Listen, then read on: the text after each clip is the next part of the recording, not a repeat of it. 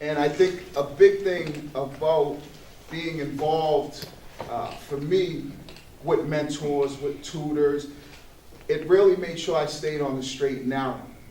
There were a lot of kids I went to high school with that were great athletes. They could play basketball, they could play football, but they just didn't have that person in their life, you know.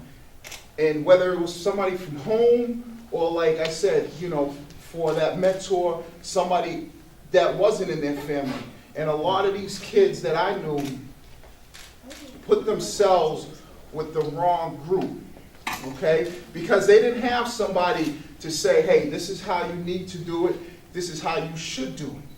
And ultimately that led them down a path that wasn't good. That led them down that path. And I think for me, as a young kid, I was open and willing to say, okay, I do need help. I need to learn. What can I do better? You're somebody who's a little bit older.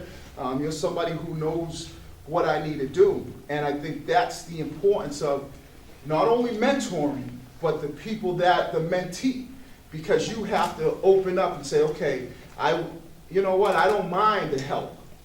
I need a little bit of help, whether that's school. Like I said, I used to get tutored in school. I would, after school, I would go see my football coach and get tutored in math because, and reading and other classes.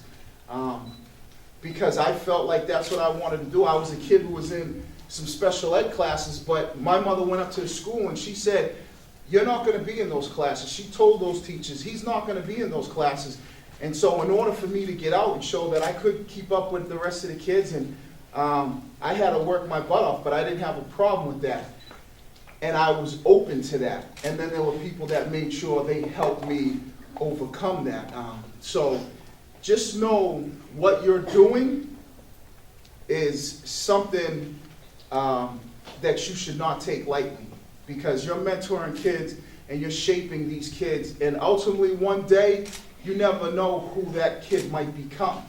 And for me, it was, you know, somebody helped me, and that ultimately led to me understanding how to become successful. So now when I come back and I talk to you, I mean, I had great relationships with Belichick and Parcells and all the coaches that were around in the NFL, but the people that made me get to that position were the ones that started with me when I was a youngster. Those were the ones that made the major difference. You know, Belichick, he kind of shaped me in a different mold, in a different direction. He taught me how to become a very, very good football player and understand that portion of it.